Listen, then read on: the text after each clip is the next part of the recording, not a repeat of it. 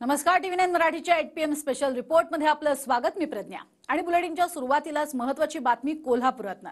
शाहू महाराज थेट वारसदार नाहीत असं मी म्हणालो. छत्रपतींचा अवमान करण्याचा माझा कुठलाही हेतू नव्हता असं मंडलिकांनी म्हटलंय. मी माफी मागणार नाही असंही म्हणत संजय मंडलिक हे त्यांच्या वक्तव्यावर ठाम आहेत. शाहू महाराज कोल्हापूरचे खरे वारसदार नाहीत, या वक्तव्यावर संजय मंडलिक हे ठाम आहेत. एकीकडे बंटी पाटील यांनी मात्र माफी मागावी अशी मागणी केली आहे की छत्रपती शाहू महाराज हे खरे वारसदार नाहीत. फक्त एक शब्द माझा चुकला. मला एवढंच म्हणायचं होतं, छत्रपती आत्ताचे छत्रपती शाहू महाराज हे थेट वारसदार नाहीत, ते दत्तक वारसदार आहेत.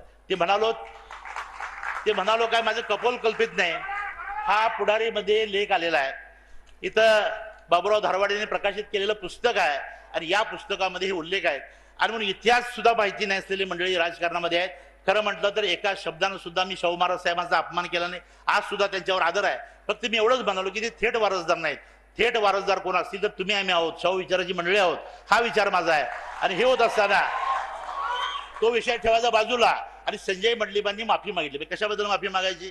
थेट वारसदार नाही ते सिद्ध करावं. थेट आहेत का नाही त्यांनी सिद्ध करावं. आणि म्हणून जर थेट नसतील आणि माझं म्हणणं काही चुकलं असेल तर मात्र मी माफी मागेन. आणि म्हणून इतिहासाचा अभ्यास त्यांना नसेल. मी आता बघितलं अनेक चॅनलवरून अनेक आमची मंडळी काही प्रतिक्रिया देतात. त्या प्रतिक्रियामध्ये संजय मंडलिकांचं चुकलं, एवढ्या खालच्या पातळीला जायला नको, आता शिकवणारा सगळाच इकडून सांगत होता. एवढी काय नॅशनल न्यूज काय त्यात झाले, काय मोठं आभाळ कोसळलंय. या मंडळींना निश्चितपणाने मी एवढंच विचारू शकतो किंवा छत्रपती शाहू महाराजांना विचारू शकतो, आपण दत्तक आहात का नाही याचं उत्तर आपण द्या. दत्तक असाल तर दत्तक विधान कायदेशीर झाले का नाही याचंही उत्तर द्या. आणि यामध्ये कशाचा अपमान झाला आहे हे सुद्धा आपण सांगा. एवढाच प्रश्न आजच्या निमित्ताने विचारतो.